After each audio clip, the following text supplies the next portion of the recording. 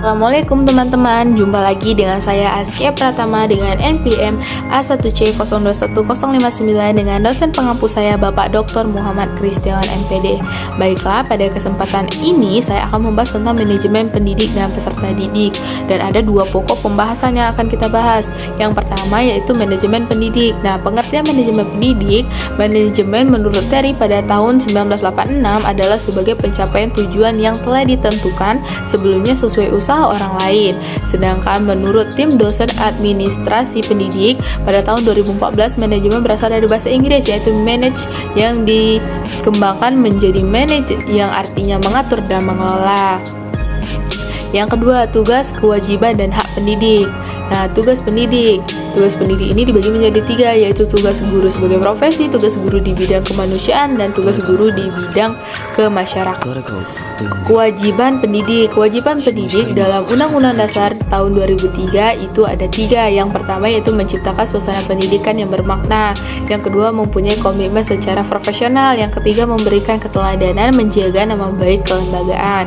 Nah, untuk hak pendidik juga diatur pada Undang-Undang Nomor 20 Tahun 2003 yang terbagi menjadi 5. Yang pertama, satu, menghasilkan dan menjamin kesejahteraan sosial. Yang kedua, penghargaan sesuai dengan tugas dan prestasi kerja. Yang ketiga, pembinaan karir sesuai dengan tuntunan pengembangan kualitas. Yang keempat, perlindungan hukum dalam pelaksanaan tugas. Yang kelima, kesempatan untuk menggunakan sarana dan prasarana fasilitas pendidikan yang menunjang kelancaran pelaksanaan tugas. Untuk peran pendidik, nah, guru ini banyak sekali perannya.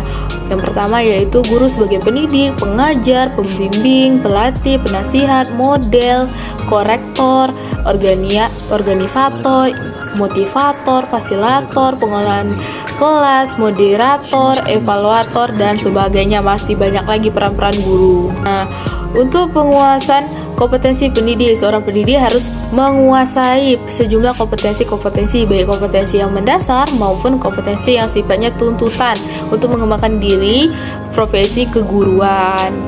Nah, untuk rekrutmen dan seleksi guru, nah ini ada 3 pembagian. Yang pertama, kriteria dasar seleksi. Yang kedua, cara dan metode seleksi. Yang ketiga, tujuan rekrutmen. Nah, untuk manajemen peserta didik, dimulai dari pengertian manajemen peserta didik. Peserta didik menurut ketuntutan umum pada Undang-Undang Dasar RI nomor 2 tahun 1989 tentang Sistem Pendidikan Nasional adalah anggota masyarakat yang berusaha mengembangkan potensi dirinya sesuai proses pendidikan pada jalur, jenjang, dan jenis pendidikan tertentu. Untuk langkah-langkah perencanaan peserta didik, ini ada 7. Yang pertama, forecasting, membuat perkiraan dengan mengantisipasi ke depan. Yang kedua, objektif, merupakan perumusan tujuan. Yang ketiga, policy, kebijakan di sini berarti mengidentifikasi berbagai macam jenis kegiatan. Yang keempat, programming, merupakan seleksi atas kegiatan-kegiatan yang sudah dirumuskan. Yang kelima, products, yang merupakan perumusan langkah-langkah secara beruntut. Yang keenam, schedule, yang merupakan penjadwal terhadap kegiatan-kegiatan yang sudah diprioritaskan. Yang ketujuh, budgeting, merupakan anggaran atau pembiayaan. Nah, untuk kebijakan penerimaan peserta didik baru, kebijakan operasional penerimaan peserta didik baru memuat aturan sebagai jumlah peserta didik yang dapat diterima di suatu sekolah. Penentuan mengenai jumlah peserta didik didasarkan atas pernyataan yang ada di sekolah. Faktor ini meliputi daya tampung kelas, kriteria mengenai siswa yang dapat diterima, anggaran yang tersedia, sarana dan prasarana, dan sebagainya. Yaitu yang ini sistem penerimaan peserta didik baru, yaitu ada 2 sistem, yaitu sistem promosi dan sistem seleksi. Nah, untuk karakteristik penerimaan peserta didik baru ada 3, yaitu karakteristik acuan patokan, karakteristik acuan norma, dan karakteristik berdasarkan daya tampung sekolah. Nah, untuk rekrutmen peserta didik, nah, prosedur rekrutmen peserta didik menurut antara lain sebagai berikut.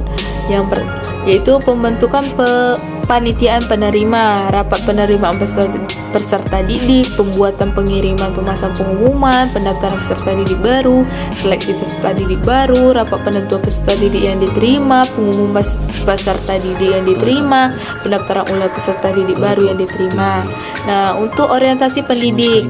Nah, orientasi merupakan perkenalan situasi atau kondisi sekolah yang memberikan kepada peserta didik. Situasi dan kondisi tersebut meliputi lingkungan fisik dan lingkungan sosial sekolah. Nah, itu saja yang akan saya sampaikan pada kali ini, dan masih banyak lagi yang akan saya bahas.